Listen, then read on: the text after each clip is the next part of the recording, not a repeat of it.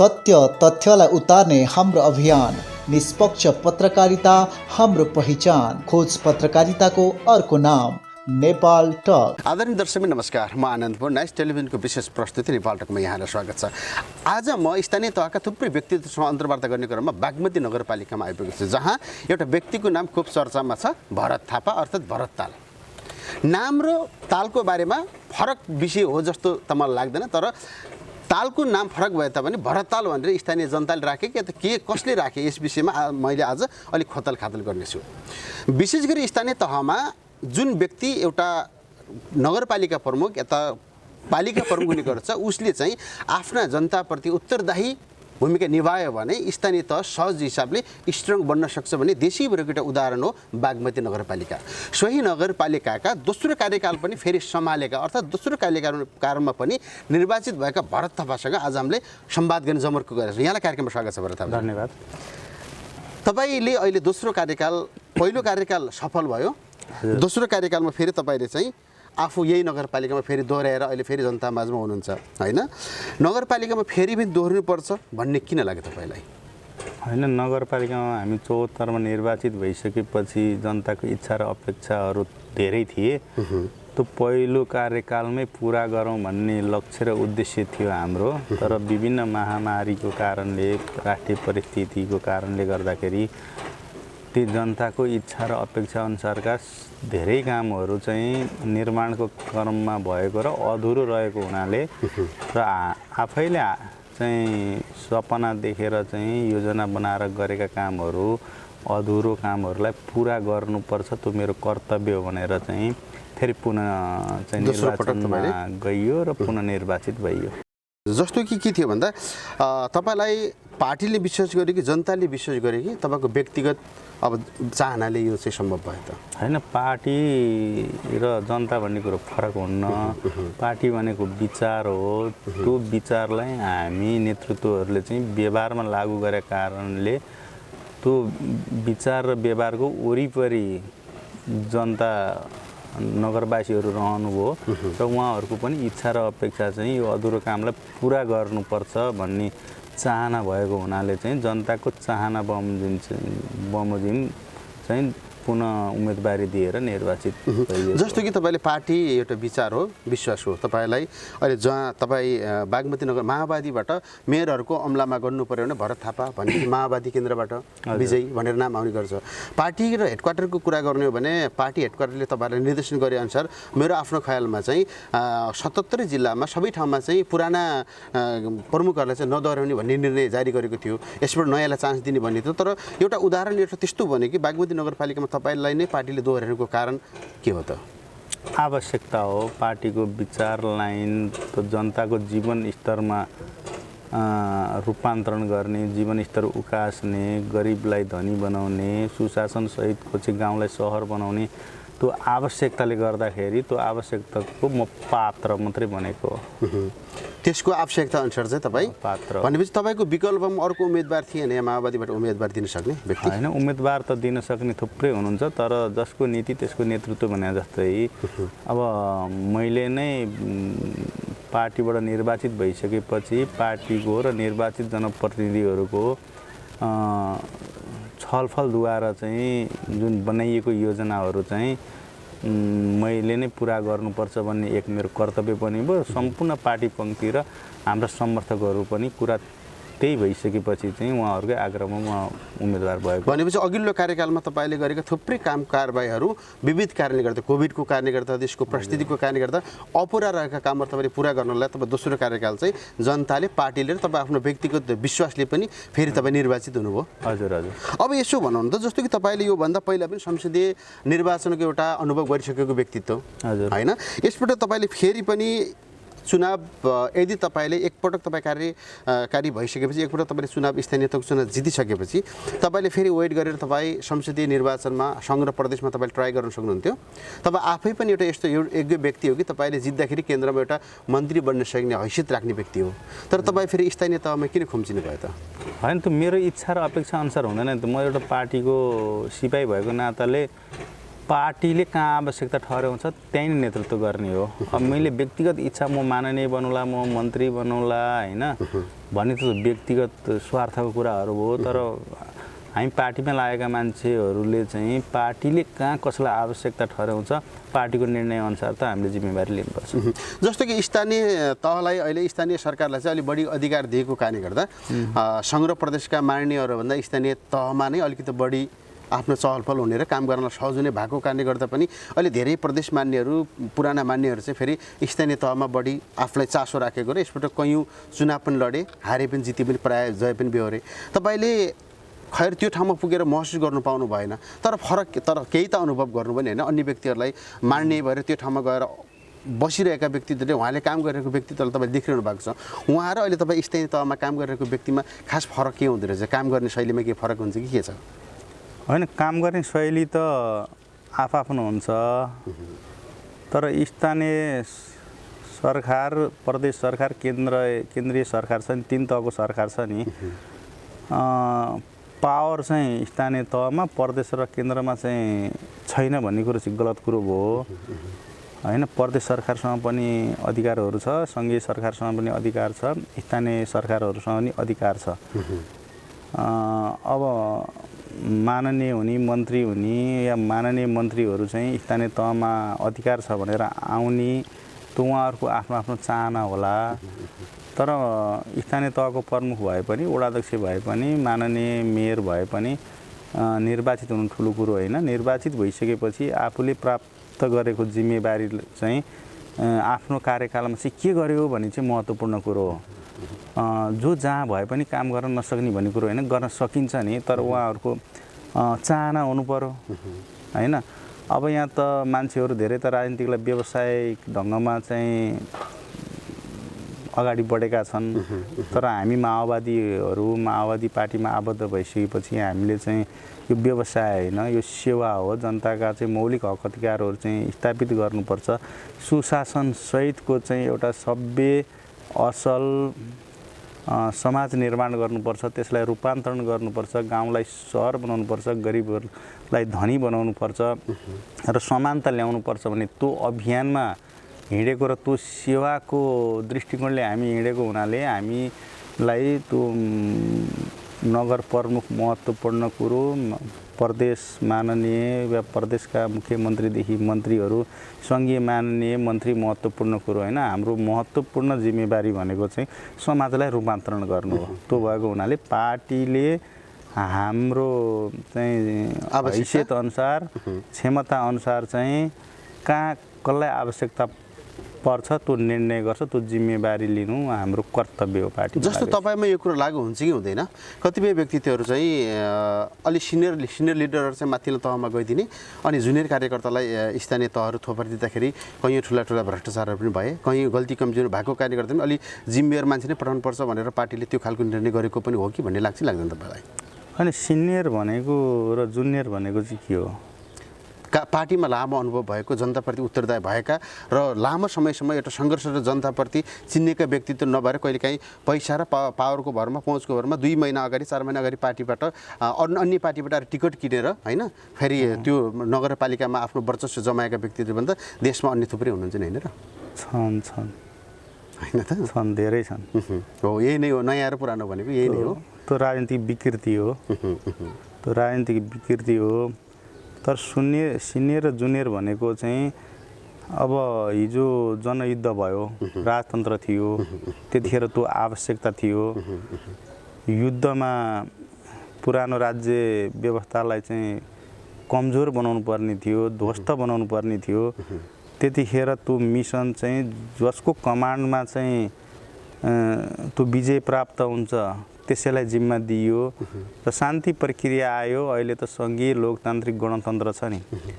अहिलेको आवश्यकता अनुसार जुन 3 तहको सरकार बनेको छ, राजनीतिक अधिकारहरू प्राप्त भएको छ, मुलुकलाई समृद्धिमा लानुपर्ने छ र अहिलेको आवश्यकता अनुसार चाहिँ लोकल गभर्मेन्ट भयो, प्रदेश भयो, केन्द्र भयो, त्यहाँ चाहिँ कसको नेतृत्व दिँदाखेरि चाहिँ पार्टीको मिसन पुरा हुन्छ होइन। भन्ने सोचसहित त्यो जिम्मेवारी दिनु नै सिनियर हो नि। अब लामो समयदेखि पार्टीमा लाग्या भनेर चाहिँ त्यो सिनियर हुने भन्ने कुरो हुन्न। म स्कुल भर्ना भएको चाहिँ 40 वर्ष भयो, मैले अहिलेसम्म एसएससी पास गर्न सकिनँ, म पास हुनुपर्छ भन्ने कुरो त बेठिक हुन्छ नि त हैन। जिम्मेवारी दिइसकेपछि त मान्छे पास हुनु पर्यो नि, पास हुनु पर्यो। त्यसो भएको हुनाले अहिलेको तत्काल आवश्यकता पर्दा पार्टीका सिनियर लामो समयदेखि लागेका साथीहरू भए पनि, तत्काल आएका साथीहरू भए पनि त्यो जिम्मेवारी चाहिँ कसलाई दिँदाखेरि चाहिँ विजय प्राप्त पनि हुन्छ र पार्टीको मिसन चाहिँ घर दैलोमा जान्छ। हाम्रो पार्टीले संहिता भनेको छ नि त। संहिता भनेको त जनताले ढोका खोल्दाखेरि सरकार भेट्न पाउनु पर्यो, सुशासन हुनु पर्यो हैन। सरकारले गरेका कुराहरू सबै जनतालाई थाहा हुनु पर्यो, मेरो सरकार भन्न पाउनु पर्यो नि। त्यो अनुभूति चाहिँ कसले दिन सक्छ? त्यही हो सिनियर अहिले। भने सिनियर जुनियर भनेको काम उसले गरेको काम कारबाही र जनताप्रति कति उत्तरदायी छ त्यसका आधारमा छुट्याउनुको क्षमताको आधारमा छुट्याउनुपर्छ भन्ने तपाईँको भनाइरह्यो होइन। त्यसो हो भने तपाईँले अघि सुरुमा राख्नु भएको थियो कि कैयौँ त्यस्ता कामहरू मैले अपुरा रहेका कारणले गर्दा त्यो काम पुरा गर्नलाई मलाई पार्टीले र जनताले पुनर्निर्वाचित गराए भन्दै गर्दाखेरि अघिल्लो कार्यकालमा तपाईँले गरेका थुप्रै कामहरू तपाईँको सम्झना लायक कामहरू भन्नु पर्यो भने के हुन्? अनि त्यो नगर गौरवका कामहरू छ हाम्रो। जस्तो अहिले यहाँ हामी जहाँ इन्टरभ्यू लिइरहेका छौँ, यो चाहिँ हाम्रो नेपालमा छुट्टै खालको चाहिँ यो पार्क बन्दैछ। यो पार्क पनि हाम्रो सर्दै अध्यक्ष प्रचण्डले चाहिँ शिलान्यास गर्नुभएको हो। त्यसै गरी हामीले वेस्टेज जमिनलाई चाहिँ प्रयोग गरेर चाहिँ ताल निर्माण गरेका छौँ। त्यसको पनि निर्माणाधीन क्रममै चाहिँ त्यो देश विदेशमा लोकप्रिय भइसक्यो। त्यसै गरी हामीले चाहिँ नगरको आन्तरिक इन्कम सोर्स बनाउनको लागि 150 बिघामा 20,000 चाहिँ हामीले फलफुल खेतीहरू गरिरहेका छौँ। त्यसै गरी अब जुन समाजमा हिजो 74 सालमा चाहिँ मलाई निर्वाचित गरिरहँदाखेरि चाहिँ यो नगरपालिका भर्खर जन्मेको सालनाल सहितको बच्चा जस्तो मलाई जिम्मा लाउनु भएको थियो। सडक, शिक्षा हैन, स्वास्थ्यदेखि लिएर सबै पूर्वाधारहरू पनि हामीले निर्माण गर्दै अगाडि बढ्यौँ। यो कोरोनाको बावजुद पनि बागमती नगरपालिका 74 सालभन्दा अगाडि कस्तो थियो, 74 सालदेखि 79 सालसम्म कस्तो रह्यो भन्ने कुरो त तस्बिर आफै बोलिरहेको छ। अनि त्यो बोलिरहेको हुनाले र यो अधुरा काम पनि मैले नै पुरा गर्नुपर्छ भन्ने कुरो फेरि मेरो व्यक्तिगत इच्छा होइन। पार्टी भनेको त अब यो बृहत छ, समुद्र जस्तो छ। सबैले सर्वसहमत सहित चाहिँ तपाईँले नै नेतृत्व गरिदिनुपर्छ भनिसकेपछि मैले त्यसलाई इन्कार गर्ने कुरो पनि भएन। पार्टीमा लागिसकेपछि त्यो पार्टीले दिएको जिम्मेवारी पुरा गरेको। जस्तो अघि मैले फेरि प्रश्न दोहोऱ्याएँ तपाईँलाई, स्थानीय तहमा तपाईँले गरेका कामहरू थुप्रै कामहरूमध्ये अहिले तपाईँले भन्नुभएको फन्ड पार्कदेखि लिएर फुलबारीदेखि लिएर विभिन्न कामहरू तपाईँले अहिले भनिदिनु भयो। हामी ठुलो मिडियाहरूले प्रायः यस्ता कुरालाई अलिक बढी प्राथमिकता साथ हामीले प्रसारण गर्दै आएका छौँ पनि। र आज तपाईँले भनिदिनुहोस् कि जुन चर्चामा रहेको अहिले देशैभरिमा सबै जिल्लाबाट चाहिँ एउटा सबैको चर्चा परिचर्चाको विषय भनेको भरतताल होइन। सायद तपाईँहरूको डकुमेन्टमा अर्कै नाम छ होला, माछा पुगेर सायद के छ जस्तो लाग्छ मलाई। तर भरतताल भन्ने एउटा ठुलो चर्चाको विषय छ। भरततालको खास हिस्ट्री कहाँबाट सुरु हुन्छ अलिक छोटाउनु दिनुहोस् न। के भरततालको हिस्ट्री तपाईँले त्यो बनाउने परिकल्पना तपाईँले कहाँबाट गर्नुभयो? भरतताल कसरी निर्माण भयो? होइन, म निर्वाचित भइसकेपछि हामीले हाम्रो नगरपालिकाको सीमा कहाँसम्म छ, हाम्रो नगरपालिकाभित्र जङ्गल कति छ, खेतीयोग्य जमिन कति छ, वेस्टेज जमिनहरू कति छ भनेर मैले अनुगमन गरेँ हैन। प्राविधिक सहित अनुगमन गर्दाखेरि जुन ताल बनिरहेको ठाउँ चाहिँ त्यो खोला थियो हैन। बागमती नदी त्यहाँबाट 2028 सालसम्म बगिरहेको, 28 सालमा यो बागमती ब्रिज बनिसकेपछि चाहिँ खोलो डाइभर्ट भएर पश्चिमतिर गएको। त्यो जमिन चाहिँ मरुभूमि जस्तो थियो। अब यो त्यो त मरुभूमि जस्तो भए पनि त्यो त जमिन हो, यसलाई पनि हामीले प्रयोगमा ल्याउनुपर्छ। कुनै पनि माटोहरू चाहिँ हामीले प्रयोगमा ल्याउनुपर्छ भन्ने उद्देश्यले चाहिँ त्यसलाई के गर्ने भन्दाखेरि अब बागमती नदी त म यहीँ हुर्केको थाहा नै छ हैन।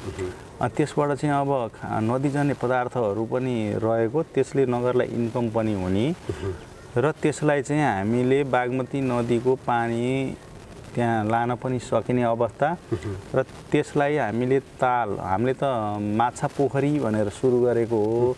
अब यो बोलाउने नाम भरत ताल जस्तो भइदिएपछि अब टिकटक विभिन्न मिडियाकर्मीहरूले या नागरिकहरूले पनि यो भरत थापाले बनाएको भनिसकेपछि जसले बनायो उसैको नाम हुनुपर्छ भन्ने सोच भइसक्यो उहाँहरूलाई र भरत ताल भन्दा यो बोलाउने नाम जस्तो भयो हैन। अनि त्यो वेस्टेज रहेको जमिनलाई चाहिँ हामीले तालको स्वरूप दियौँ। अब हामीले सुरुमा यो कन्सेप्ट ल्याउँदाखेरि त धेरैले पत्याउँदैन थिए, यहाँ कसैले पनि पत्याउँदैन थिए। बगरमा पनि काहीँ पोखरी हुन्छ काहीँ ताल हुन्छ, यो सम्भव हुने कुरै होइन, धेरै मानिसहरूले त्यो भन्थे। तर पनि म विश्वास त थिएँ प्रकृतिले आफ्नो बास बस्ने ठाउँ आफै बनाउँछ, हामीले त्यसलाई चाहिँ डिजाइन मात्रै गरिदिनुपर्छ भनेर चाहिँ डिजाइन गरेर काम सुरु गरियो र अहिले त्यो काम पुरा भइसकेका पनि छैन। पुरै नहुँदाखेरि पनि हामी सक्सेस भएका छौँ र त्यो सक्सेस भइसकेपछि अहिले हामीलाई गर्व पनि लाग्छ, आफूले गरेको काम चाहिँ सफल भयो हैन, सफल पनि भयो, त्यो गर्व पनि लाग्छ। अर्को कुरो यो तालले र अरू हामीसँग 5वटा नगर गौरवका कामहरू छ, त्यो कुनै देश हाम्रो देशमा कसैसँग मिल्दैन हैन। यो 6वटा चाहिँ नगर गौरवका कार्यक्रमहरूले गर्दाखेरि चाहिँ बागमती नगरपालिका चाहिँ देशैभरि पहिचान त बनिसक्यो हैन। इन्टरनेसनल लेभलमा पनि यो मानव निर्मित ताल भनेर बाहिर पनि यो प्रचार भएको छ। यसलाई कम्प्लिट हामीले स्वरूप दिइसकेपछि तालको यो फन पार्कको भयो, बगैँचाको भयो, त्यो सँगसँगै हामीले जङ्गल सफारी सहित चाहिँ जूको कार्यक्रमहरू अगाडि बढाएका छौँ। सकेसम्म यो देशैभरि या विदेशबाट आउने पर्यटकहरूलाई पनि बागमती नगरपालिका अवलोकन या भ्रमण गराउन पाइयो भने चाहिँ बागमती नगरपालिकाका नागरिकहरू र आसपासका नागरिकहरू पनि अटोमेटिक स्वरोजगार हुन्छन् र वैदेशिक रोजगारमा जानु पर्दैन भन्ने उद्देश्यले हामीले सबै सेक्टरमा चाहिँ अलिक फरक खालको के गर्दा जनताको चाहिँ जीवनस्तर उक्सिन्छ हैन भन्ने सोचले चाहिँ सुखी र समृद्धि बनाउने उद्देश्यले चाहिँ यो अभियानमा म छु हैन। यो अभियानमा सबै नागरिकहरूले र सिङ्गो हाम्रो नगरको पार्टी पङ्क्तिहरूले पनि एक ढिक्का भएर साथ दिनुभएको छ। यो जनताको सपनालाई चाहिँ पुरा गर्ने जिम्मेवारी बोकेर चाहिँ यो अभियानमा हिँडेको छु र पुरा पनि म गर्छु। जस्तो कि के हुन्छ भन्दा अरबौँका बजेटहरू करोडौँका बजेटहरू सरकारले विनियोजन गर्छ, सरकारले स्थानीय तहसम्म पुर्याउँछ, तर खर्च गर्न नसकेर करोडौँको बजेटहरू कहीँ चाहिँ बेरुजु भएर फर्किने गर्दछन् हैन। तपाईँहरूको नगरपालिकामा तपाईँले जसरी भन्नुभयो तपाईँले बनाउनु भएको भरत ताल त पक्कै पनि त्यो त सार्वजनिक जग्गा नै हो हैन र, खोला हो भनेपछि देशैभरि यस्ता खाली रहेका जग्गाहरूलाई चाहिँ व्यवस्थित गर्न सक्यो भने त र स्थानीय तह बलियो भएर उसले आफ्नो चासोको साथ त्यो काम गर्यो भने त सम्भव हुँदो रहेछ भन्ने तपाईँले एउटा जुन खालको मेसेज दिनुभयो हैन। यो मेसेज दिँदै गर्दाखेरि चाहिँ बाहिर भनाइ के छ भन्दा भरत थापाले चाहिँ करोडौँको लगानी खोलामा हाल्यो भन्ने पनि छ हैन। खास कति लगानीमा चाहिँ यस्तो यस्ता चाहिँ एउटा राष्ट्रिय गौरवका आयोजनामा सम्म पनि टार्गेट गर्न सकिने खालका यस्ता कामहरू कसरी आफूले क्राइटेरिया मिट गर्नलाई कति लगानीमा बन्दो रहेछ हैन। त्यो त नेतृत्वमा भर पर्ने कुरा हो। करोडौँ रुपियाँ खोलामा लगानी गरेको होइन हामीले हैन, करोडौँ रुपियाँ चाहिँ खोलामा बग्ने पानीलाई प्रयोग गरेर चाहिँ अरबौँ इन्कम गर्ने चाहिँ हामीले विकास गरेका हौँ। अब देशमा प्रवृत्ति के छ भने धेरै नेताहरू या कार्यकर्ताहरू चाहिँ जनताको समस्यालाई समाधान गर्ने विकास भन्दा पनि योजना माग्ने चलन छ। कुनै पनि चिजको चाहिँ त्यसको अनुसन्धान नगरिकन, तयारी नगरिकन गरेका योजनाहरू चाहिँ असफल हुन्छ। हामीले चाहिँ यहाँको आवश्यकता अनुसार यहाँको चाहिँ भूमिलाई के रूप दिँदाखेरि चाहिँ आन्तरिक इन्कम बढ्छ भन्ने सोचले यो हामीले निर्माण गरेका हौँ। र अर्को कुरो साँच्चै नै इच्छा शक्ति हुने र जनताप्रति उत्तरदायी हुने हो भने धेरै ठुलो बजेट चाहिँदैन हैन। अब हामीले अरूलाई त भन्न मिल्दैन हैन। हाम्रो नगरमा सीमित स्रोत साधन छ, सङ्घीय व्यवस्था छ, राज्यले यतिको पालिकालाई चाहिँ विकास बजेट कति पठाउँछ भन्ने कुरो अलि सचेत नागरिकहरू सबैलाई थाहा छ। तर पनि त्यो सीमित साधन स्रोतलाई चाहिँ हामीले असीमित कसरी प्रयोग गर्ने हैन। 1 रुपैयाँ लगानी गर्दाखेरि पनि 1 रुपैयाँको चाहिँ मेरो नगरका नगरवासीहरूले चाहिँ के बेनिफिट पाउँछन् हैन। त्यसको परिणाम के निस्किन्छ, त्यो दुरुपयोग हुन्छ कि हुँदैन या सदुपयोग हुन्छ, त्यसबाट चाहिँ जनतालाई चाहिँ फाइदा पुग्छ कि पुग्दैन भन्ने कुराहरू सोचेर लगानी गर्यो भने थोरै पैसामा पनि धेरै गर्न सकिन्छ। तर हाम्रो कल्चर के छ भने धेरै करोडौँ अरबौँ पैसा ल्याउने, सकेसम्म थोरै काम गर्ने, त्यसलाई अधुरो राख्ने, बिल मिलाउने, फेरि बजेट अपुग भएको हुनाले स्रोत सुनिश्चितताको लागि चाहिँ विभिन्न मन्त्रालयहरू धाउने प्रवृत्तित्व छ हैन। र त्यो सँगसँगै अर्को संस्थागत भ्रष्टाचार छ हैन।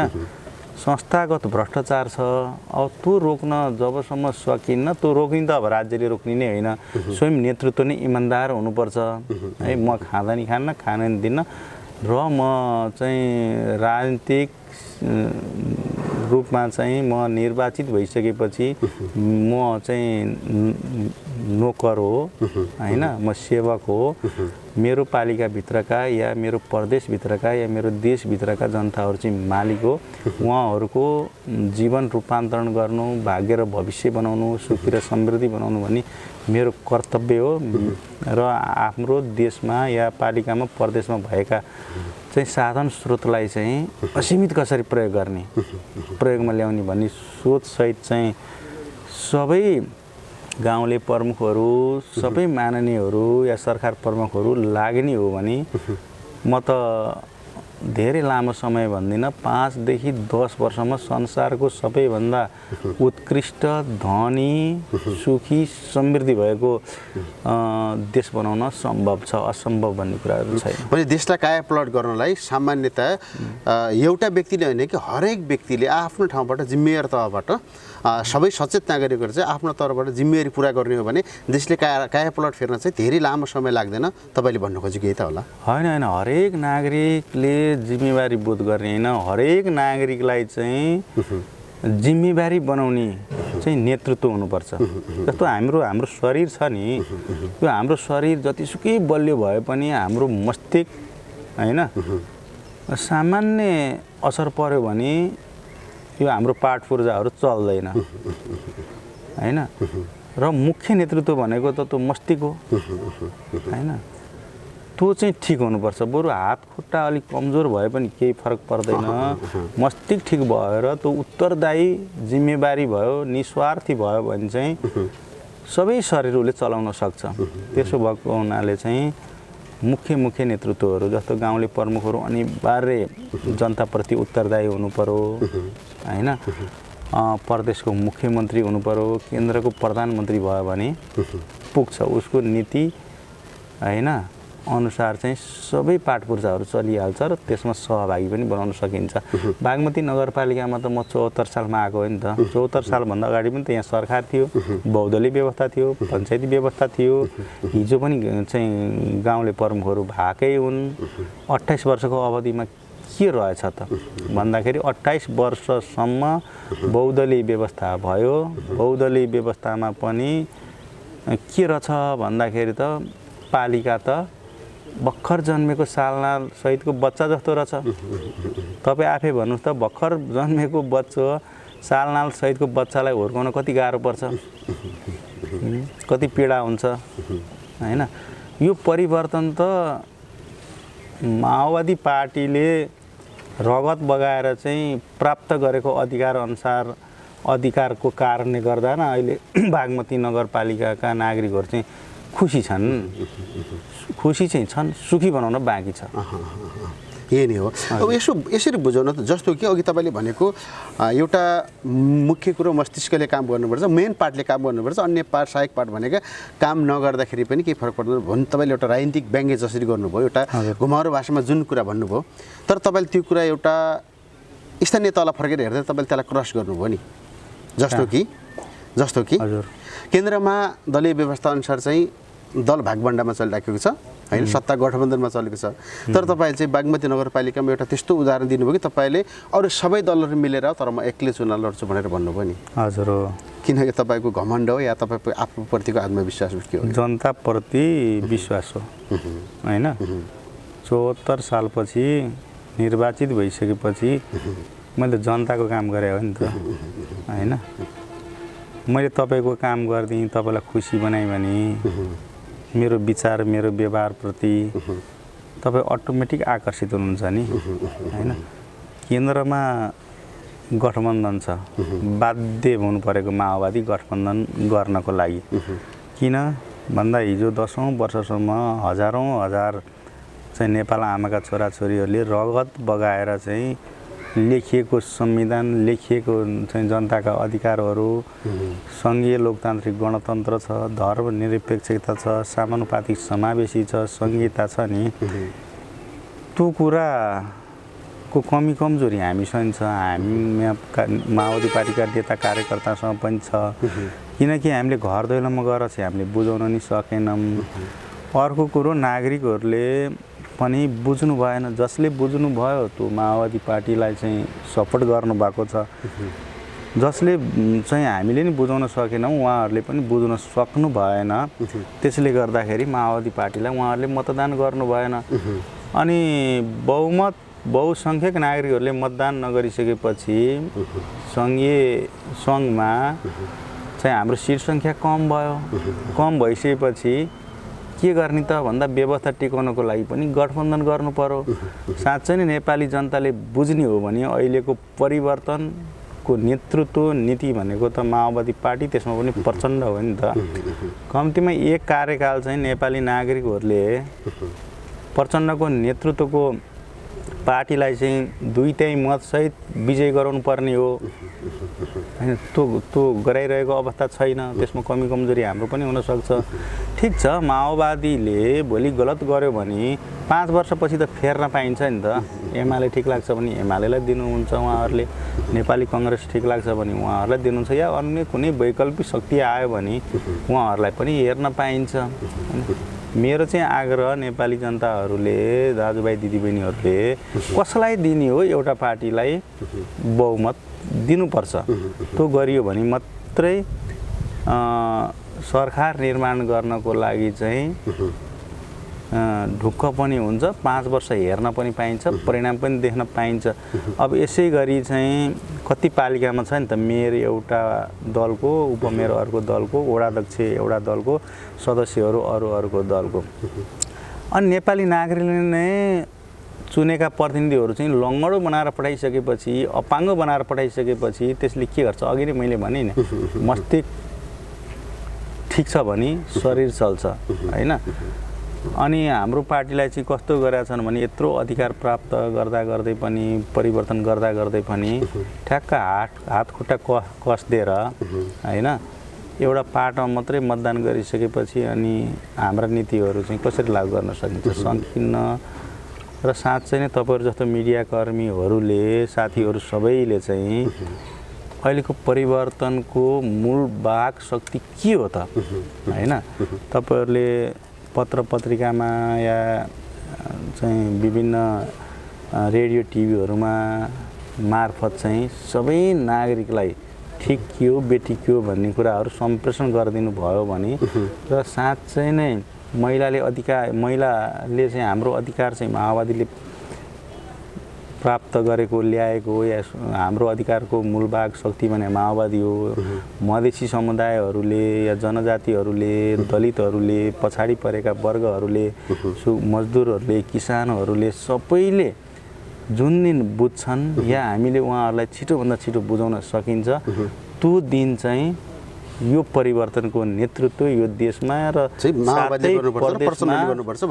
सातै प्रदेशमा र सबै पालिकाहरूमा चाहिँ प्रचण्डको नेतृत्वमा गर्न पाउनुपर्छ। जस्तो यस्तो छ नि, रुकुम रोल्पा बाहेक रुकुम रोल्पामा पनि कतिपय अरू दल एकातिर, माओवादी एकातिर भएर चुनाव लडे र कतिपय ठाउँमा विजय हासिल गर्नुभयो, कति ठाउँमा पराजय हासिल गर्नुभयो। बागमती नगरपालिका जुन एउटा उदाहरणीय नगरपालिका जहाँ चाहिँ माओवादी सिङ्गो लडेर टोटल प्यानल तपाईँले जित्नुभयो। तपाईँ एउटा सफल मेयरले चाहिँ अहिले देशैभरिबाट के भनाइ एउटा के छ भन्दाखेरि माओवादी पत्ता छाप्ने भयो भनेर अन्य दलहरूले, राजनीतिक विश्लेषकहरूले चाहिँ दाबी गर्छन्। जनमतको हिसाबले, जस्तो जनमतको हिसाबले अहिले जनताले मत दिएनन्, माओवादी तेस्रो भयो, त्यो पनि ऐचो पैचो तपाईँले कहिलेकाहीँ एउटा अनौपचारिक उसमा संवाद भन्नुहुन्छ ऐचो पैचोबाट चाहिँ माओवादी तेस्रो ऊ भयो। तेस्रो शक्ति होइन, मूल शक्ति नै माओवादी हो। माओवादी यो देशमा पराजय भएको छैन, विजय नै छ। देशै माओवादीको मुद्दामा चलिरहेको छ। तर समस्या के भइदियो भने यो देशलाई सुन्दर र समृद्धि बनाउने बच्चा चाहिँ माओवादीले जन्मायो। त्यो राम्रो चिज जन्माएको कुरालाई चाहिँ विपक्षीहरूले या जनविरोधी शक्तिहरूले चाहिँ यो बच्चा मेरो भनेर चाहिँ उनीहरूले खोसेर लगाए मात्रै हो होइन। अब हामीले हाम्रो भनौँ भने हत्या हुनसक्छ, र तिमीहरूकै हो भनेर चाहिँ अहिले हुर्काउन लगाए जस्तो मात्रै हो। त्यो हुर्काउने सँगसँगै चाहिँ हामीले चाहिँ जनतालाई गोलबन्द गर्दै सम्पूर्ण माओवादीका चाहिँ कार्यकर्ताहरू नेताहरू चाहिँ बस्ती बस्तीमा हुनु पर्यो के, छोड्नु भएन। जुन हाम्रो वर्ग छ त्यो वर्गलाई छोड्नु भएन, बिउजाइरहनु पर्यो। अनि बिउजाइरह्यो भने पो अनि आगामी निर्वाचनमा चाहिँ दुब्लाएको पार्टी फेरि मोटाउँछ। 13-14वटा पार्टी भइसक्यो अहिले होइन, पार्टी त हजारौँ हुनसक्छ होइन। तर मुख्य कुरो मुद्दा जनताको मुद्दा कोसँग छ भन्ने कुरो महत्त्वपूर्ण कुरो। मुद्दा त हामीसँगै छ नि, माओवादी नेतृत्व छ, माओवादी पार्टीसँग छ होइन। यो त भोलि इतिहास बन्छ। जसुकैले जेसुकै अहिले तत्काल भने पनि यो त इतिहास बन्नेवाला छ। पछि गणतन्त्र नेपालको क्रान्तिको नायक को भन्दा त प्रचण्डै आउने कुरो भयो, माओवादी पार्टी नै भन्ने कुरो आउने भयो। अहिले भन्नको लागि जसुकैले जेसुकै भने पनि होइन, मूल राज्यको राजनीतिकको बागडोर त माओवादी पार्टीसँग छ हैन। सङ्ख्याको हिसाबले हामी अलिक तल परे मात्रै हो, मुद्दाको हिसाबले परिवर्तनको हिसाबले त माओवादी विजय नै छ नि। ठिक छ, अब अन्य दलका मान्छेहरूले चाहिँ माओवादी पत्ता साफ भयो भन्नु उहाँहरूको चाहिँ अब राजनीतिक कर्तव्य हुनसक्छ। उहाँहरूलाई हामीले सम्मानै गर्नुपर्छ। उहाँहरूले जे जान्नुभएको छ त्यही भन्नुभएको, हामीले जे गर्छौँ त्यही भनिरहेका छौँ होइन। अब बागमती नगरपालिकामा चाहिँ म सफल भइसक्यो होइन। हामीले चाहिँ पार्टीको लाइन विचार अनुसार चाहिँ हामीले असल अभ्यास गरेको हो होइन। मैले तपाईँलाई फेरि अब एउटा राष्ट्रिय अन्तर्राष्ट्रिय हिसाबले पार्टीको सैद्धान्तिक विषयमा तपाईँसँग म कुनै समयमा अर्को समयमा चर्चा परिचर्चा गर्छु। लगभग हामी कार्यक्रमको अन्त्यमा छौँ। बागमतीमा फर्केर हेर्दाखेरि अहिले एउटा देशी विरोध चर्चाको विषय पनि छ। हर्क साम्पाङले चाहिँ मैले स्थानीय स्रोत साधनहरूलाई चाहिँ जस्तो कि गिट्टी बालुवा ढुङ्गालाई चाहिँ मैले उत्खनन गर्न दिँदैन, हाम्रो नगरपालिकाले खुद गर्छ भन्नुहुन्छ। योभन्दा फरक उदाहरण त फेरि बागमतीमा त अर्को सिन देखिन्छ नि। यसलाई के भन्छ? अर्को सिन के देखिन्छ? जस्तो कि तपाईँहरूले त टेन्डर खोल्नुहुन्छ। हर्क साम्बाङले के भन्नुभएको थियो भन्दा 4 करोडमा टेन्डर खोलिन्छ, 20 करोडमा चाहिँ फेरि बेचिन्छ। हामीले कुनै ठाउँमा विकास गर्नु पर्यो भने त्यसैबाट फेरि किनेर हामीले फेरि अरू 10 करोड खर्च गरेर चाहिँ ल्याएर फेरि विकास गर्नुपर्छ। यो अहिले विकृति रहेछ भन्नुभएको थियो। यसलाई तपाईँले कसरी भन्नुहुन्छ? होइन, त्यो हिसाबमा ठिक हो हर्क साम्पाङले भनेको कुरो हो होइन। तर गिटी बाला उत्खनन नै नगरिकन विकास गर्छु भन्ने पनि मूर्खता हो होइन। ठिक छ, हर्क साम्पाङको घरमा के प्रयोग भएको छ त होइन? कि परालको घर हुनु पर्यो, केराको दाम्चाको घर हुनु पर्यो, कि ढोडको बनाएको हुनु पर्यो? निर्माण सामग्री भनेको नदी जन्य पदार्थ हो। तर त्यो उत्खनन गर्दाखेरि चाहिँ हामीले खेतीयोग्य जमिन वन जङ्गल भौतिक संरचनालाई या भूक्षयलाई असर नहुने गरी चाहिँ उत्खनन गर्नुपर्छ हामीले होइन। ठिक छ, 20 करोडको चिजलाई किन 4 करोडमा टेन्डर लाउनु? मेरो नगरपालिकाको फलानो ठाउँमा चाहिँ 1 लाख घनमिटर गिटीको पुरा रेट सहित चाहिँ सूचना निकाले भयो नि उहाँले होइन। बिक्री गर्नु के बिक्री गर्नु। अझ पालिकाले आफ्नो पालिकाभित्र रहेका साधन स्रोतलाई चाहिँ प्रशोधन गरेर आफ्नो पालिकामा पनि निःशुल्क विकासमा प्रयोग गर्ने र पालिकाभन्दा बाहिर पनि निर्यात गरेर चाहिँ पालिकाको इन्कम पो गर्ने हो त होइन। अब तेल खानी भएको पालिका या सरकारले म तेलै निकाल्दिनँ भन्ने, सुन खानी भएको ठाउँले सुनै निकाल्दिनँ भन्ने, कुवामा पानी छ भने यो प्रकृति हो यो कुवाको पानी खानु नै हुँदैन भन्ने, यो त अलिक तर्क मिलेन। उहाँ अब नयाँ हुनुहुन्छ होइन। ठिक छ, काम गर्ने उहाँको इच्छा शक्ति राम्रो छ, इनर्जी राम्रो छ होइन। अब काम गर्ने मान्छेहरूको चाहिँ कहिलेकाहीँ बोल्दाखेरि गल्ती हुनसक्छ, काम गरेर जाँदा गल्ती पनि हुनसक्छ। अब उहाँले जे बोल्नु भएको छ त्यसबाट सिकेर अझ राम्रो गर्नुहुनेछ। अझ राम्रो गर्नु छ, सकारात्मक कुरालाई लिने, नकारात्मक कुरालाई चाहिँ उहाँले सबैले निषेध गर्दै अगाडि बढ्दाखेरि देशको अझ समृद्धि होला होइन। अब मेरो अन्तिम प्रश्न तपाईँलाई, हजुर, माओवादीहरूको प्रायः जसो भनाइ र गराइमा फरक हुन्छ। जस्तो सैद्धान्तिक हिसाबले एउटा हुन्छ, व्यवहार हिसाबले अर्को हुन्छ होइन। मेरो भनाइको मतलब विशेष गरी तपाईँहरूको चाहिँ सैद्धान्तिक हिसाबले तपाईँले मार्क्सवाद लेनिनवाद माओवाद मान्नुहुन्छ, 21 शताब्दीको जनवाद मान्नुहुन्छ, तर तपाईँहरू अहिले चाहिँ फेरि संसदीय व्यवस्थामा रुमलिरहनु भएको छ। यस कारणले गर्दाखेरि पनि केन्द्रदेखि लिएर स्थानीय तहसम्म माओवादीहरू धर्म रहेको हो कि? धर्म रहेको होइन, हामी स्पष्ट छौँ यो व्यवस्था हाम्रो होइन। हाम्रो पार्टीले नोट अफ डिसिसन पनि लेखेको छ होइन। हामीले जुन व्यवस्था ल्याउने भनेको त्यो ल्याउन नसकेर यसलाई उपयोग गरेको हो होइन। अब भनाइ र गराइमा फरक छैन होइन। जे भनाइ हो त्यही नै गर्नुपर्छ, सकाइदिन गर्ने न हो होइन। सक्दै सकिएन त त्यसलाई चाहिँ सफल बनाउनको लागि अभियानमा जाने कुरो हो। मार्क्सवाद भने त विज्ञान हो नि त होइन। विज्ञान त गतिशील हुन्छ होइन। जहाँ ज्ञान हुन्छ त्यहाँ विज्ञान हुन्छ। त्यो विज्ञान चाहिँ गतिशील र सृजनशील हुन्छ। त्यो चाहिँ माओवादी पार्टीमा र माओवादी नेतृत्वमा छ होइन। ठिक छ, यही व्यवस्थालाई उपयोग गरेर पनि त नेपालको चाहिँ आन्तरिक लोकतन्त्रलाई मजबुत बनाउन सकिन्छ होइन। सार्वभौम अखण्डताको रक्षा गर्न सकिन्छ। सबै नागरिकहरूलाई चाहिँ विश्व बजारमा प्रतिस्पर्धा गर्न सक्ने शिक्षा प्रणाली लागू गर्न सकिन्छ होइन। नेपालका भूमिहरूलाई चाहिँ अधिकतम प्रयोग गरेर चाहिँ उत्पादनमा वृद्धि गरेर चाहिँ विदेश निर्यात पनि गर्न सकिन्छ होइन। सकिन्छ यही व्यवस्थाले पनि। तर यी अधुरा रहेका अधिकारहरूलाई पनि पुरा गर्दै हामी समाजवादमा जाने भनेको छ नि त। समाजवाद भनेको त हाम्रो पार्टीले, हाम्रो नेतृत्वले भनेको त वैज्ञानिक समाजवाद हो। त्यो वैज्ञानिक समाजवाद भनेको चाहिँ सुशासन सहितको गाउँलाई सहर बनाउने, गरिबहरूलाई धनी बनाउने, नागरिक धनी भइसकेपछि राष्ट्र धनी हुन्छ, राष्ट्र धनी भएपछि राष्ट्रको सार्वभौम चाहिँ मजबुत हुन्छ, बलियो हुन्छ। अनि हामीलाई जस्तोसुकै शक्तिशाली राष्ट्र भए पनि हेप्न सक्दैनन्। हामी परनिर्भर हुँदैनौँ, हामी आत्मनिर्भर हुन्छौँ होइन। त्यहाँ लाने भने हो नि त हाम्रो पार्टीले होइन। अब यो पार्टीले चाहिँ यो क्रान्ति, यो अभियान अगाडि बढाउनुपर्छ। अन्त्यमा केही भन्नुहुन्छ कि? होइन, तपाईँहरू टाढादेखि यहाँ आउनुभयो बागमती नगरपालिकाको विषयमा। यहाँका समसामयिक विषयहरू चाहिँ तपाईँहरूको टेलिभिजन मार्फत सम्पूर्ण देशभरि सम्प्रेषण हुन्छ र यहाँसम्म आएर चाहिँ बागमती नगरवासीहरूको, बागमती नगरपालिकाका यी विषयवस्तु उठाइदिनु भएकोमा सम्पूर्ण तपाईँहरूको टेलिभिजनको टिमलाई धन्यवाद। समय दिनुभयो, धेरै धेरै धन्यवाद। नाइस टेलिभिजन हेर्दै गर्नुहोला।